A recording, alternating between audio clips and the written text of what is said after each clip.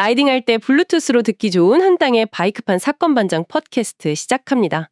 오늘은 온라인 바이크 커뮤니티, 특히 그 단톡방 있잖아요. 거길 중심으로 벌어진 좀 복잡한 사건 하나를 자세히 파헤쳐 볼까 합니다. 네, 이게 한 라이더분이 좀 폭로성 글을 올리면서 시작된 건데 여러 사람들 주장이 막 엇갈리고 반응도 엄청 다양했거든요. 맞아요. 그래서 이 과정을 보면 커뮤니티 안에서 관계가 어떻고 또 갈등이 어떻게 막 커지는지 이런 걸 좀 엿볼 수 있을 것 같아요. 아마 라이더라면 누구나 좀 공감하거나 생각해 볼 만한 그런 지점이 있지 않을까 싶습니다. 자, 그럼 사건이 어떻게 시작됐냐면요. 한 남성 라이더분이 아내한테 직접 바이크를 가르쳐 준 거예요. 그래서 부부가 같이 라이딩을 시작하게 됐고 아, 보기 좋네요. 같이 취미를 즐기고. 네, 그렇죠. 그러면서 자연스럽게 같이 바이크 단톡방에도 들어가서 활동하게 됐다는 거죠. 이 단톡방이라는 게 뭐 다들 아시겠지만 라이더들이 모여서 정보도 나누고 친목도 다지는 카카오톡 단체 채팅방 그거잖아요. 네, 맞습니다. 근데 여기서 이제 예상치 못한 문제가 딱 터진 거죠.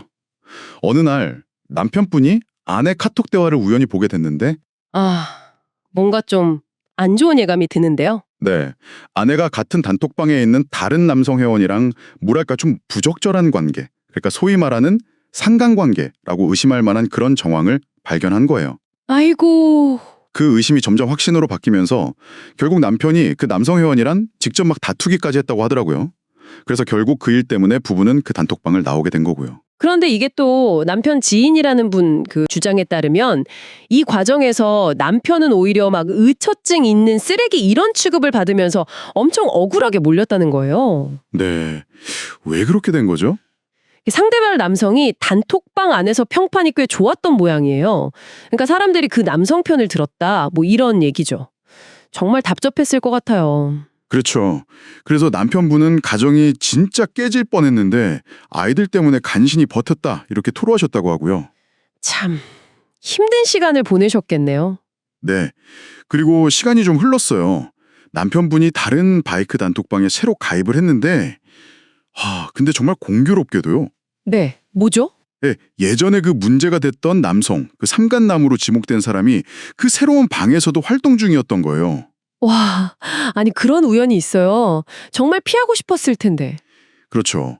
남편분은 애써 신경 안 쓰려고 했는데 얼마 안 가서 그 새로운 단톡방에서 강제로 퇴장, 그러니까 강퇴를 당한 겁니다. 헉, 강퇴야. 왜요? 남편 쪽 주정은 그래요. 그 상간남이라는 사람이 자기가 불편하다 이런 이유로 방장한테 얘기해서 자기를 내보냈다는 거죠. 와, 이건 진짜 아니 예전 일로 이미 상처가 깊을 텐데 새로 들어간 곳에서까지 그런 일을 당하면 정말 격분했겠는데요. 맞습니다. 그래서 결국 남편의 지인, 이 모든 사연을 온라인 커뮤니티에 그냥 다 폭로하는 글 올린 거예요. 아, 그래서 그 폭로글이 나온 거군요. 네. 심지어 상대방 신상 정보 일부까지만 언급하면서 복수하겠다 이런 식으로 아주 강력하게 나갔죠. 이 글이 퍼지면서 사건이 정말 일파만파 커진 겁니다. 여기서부터 이제 다른 사람들의 목소리가 막 나오기 시작했겠네요. 네, 아주 그냥 반응이 폭발적이었어요. 우선 그 상간남으로 지목된 사람이랑 같은 단톡방에 있다는 회원, 이분이 반박글을 올렸어요. 뭐라고 반박했는데요? 남편이 강퇴당한 게 단순히 그 예전 불륜 문제 때문만은 아니다. 다른 단톡방이랑 있었던 갈등을 자꾸 이 방으로 끌어들이고 계속 분위기를 좀 해치고 뭐 이런 다른 복합적인 이유가 있었다 이런 주장이에요. 아, 그러니까 남편 책임도 있다는 거네요? 그렇죠. 그러면서 이건 개인적으로 풀어야 할 문제지 사건이랑 아무 상관없는 지금 단톡방 회원 전체가 피해를 보면 안 된다 이렇게 강조했죠. 듣고 보니 또 그쪽 입장도 일리는 있네요. 커뮤니티 입장에서는 좀 시끄러워지는 게 싫었을 수도 있고요. 근데 더 놀라운 반응도 있었다면서요? 네, 이게 진짜 의외였는데 사건 당사자로 보이는 남편 본인, 이분이 직접 대트를 단 거예요. 네, 본인이요? 뭐라고요?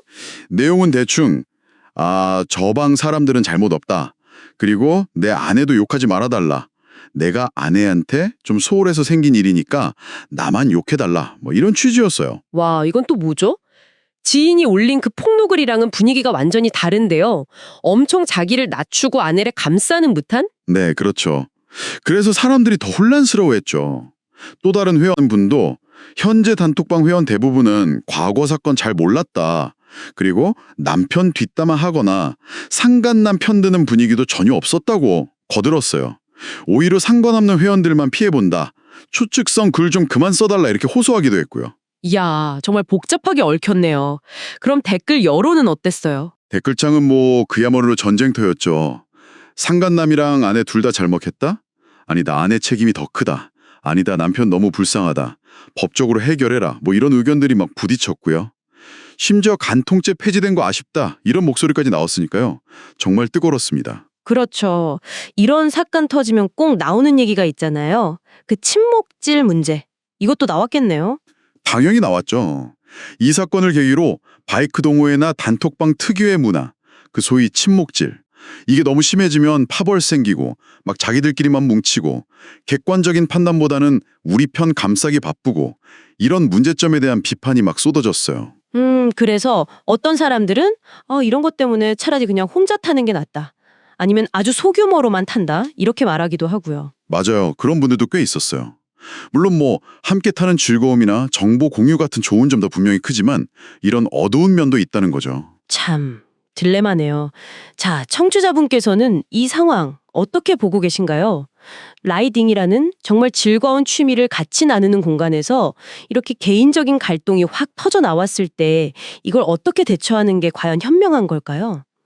개인의 억울함도 풀어야겠지만 커뮤니티 전체의 조화도 생각해야 하고 이 균형점을 찾는 게 정말 쉽지 않아 보입니다. 그래서 우리가 어떻게 하면 서로 얼굴 붉히지 않고 좀 더 건강하게 소통하면서 문제를 풀어갈 수 있을지, 특히 취미를 같이 하면서 맺어진 관계 속에서 신뢰나 존중은 어떻게 지켜나가야 할지 한 번쯤 좀 진지하게 고민해 볼 필요가 있지 않나 그런 생각이 듭니다. 한당의 바이크판 사건 반장 팟캐스트는 여기까지입니다.